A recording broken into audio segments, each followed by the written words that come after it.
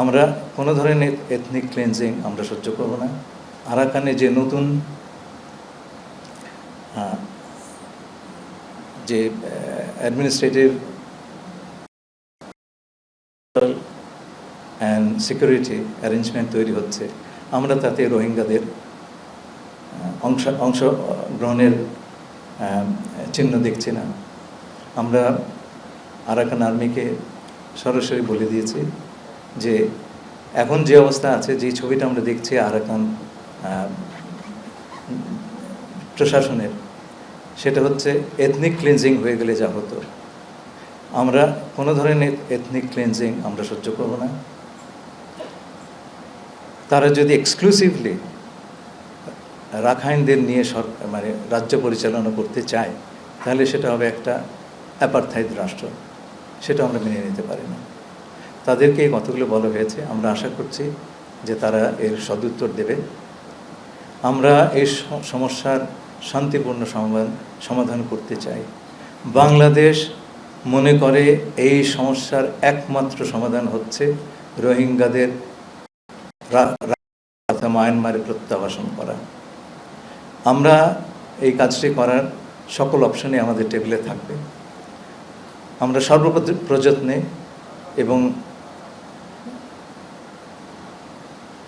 আমাদের সকল কূটনৈতিক এবং অন্যান্য সামর্থ্য দিয়ে এই সমস্যার সমাধান করার প্রচেষ্টা করি। আমি জানি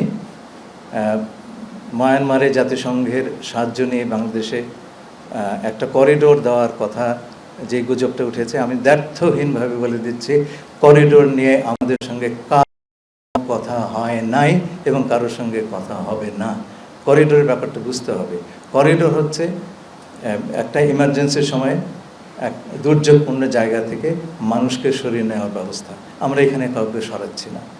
আমরা যেটা করছি, যেহেতু আরাকানে কোন সাহায্য সহযোগিতা এইড এর উপকরণ অন্যান্য সাপ্লাই রুট দিয়ে দেওয়া সম্ভব হচ্ছে না, জাতিসংঘ আমাদেরকে বললো যে আপনারা এই সাহায্য, যেটা তারা তো সাহায্য দিয়েই যাচ্ছে আপনার রোহিঙ্গাদেরকে গত 7-8 বছর ধরে, সেটা আমাদের চোখের সামনে।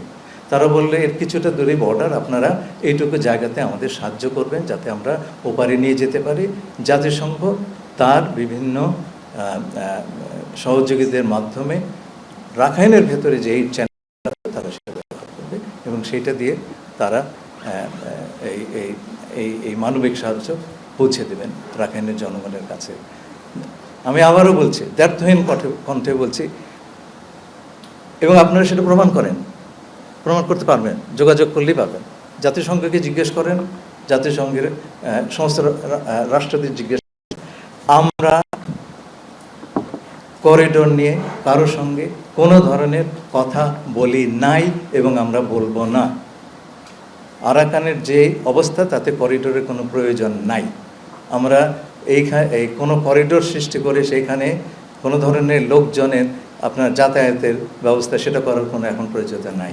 যে প্রয়োজনীয়তা আছে সেটা হচ্ছে সেখানে ত্রাণ সম্ভার পৌঁছে দেওয়া।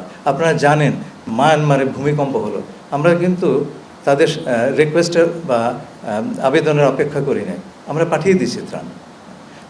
এটাও সেই ধরনের একটা মানবিক অবস্থা এবং আমাদের ধারণা এই কাজটি করতে পারলে সেইখানকার এবং আমরা সেই অবস্থাতে রোহিঙ্গাদের প্রত্যাবাসন নিয়ে আলোচনা করতে পারব। যদি আরাকানের অবস্থা যতদিন অস্থিতিশীল থাকবে ততদিন আমরা প্রত্যাবাসনের কথা বলতেই পারবো না। আর প্রত্যাবাসনের কথা যদি নাই বলতে পারি, তাহলে তো প্রত্যাবাসন কৌশল নিয়েও কোনো কথা বলতে পারবো না। সুতরাং প্রত্যাবাসন কৌশলের যে প্রিরিকুইজিট, পূর্ব শর্ত, আমরা সেখানে আসি নাই।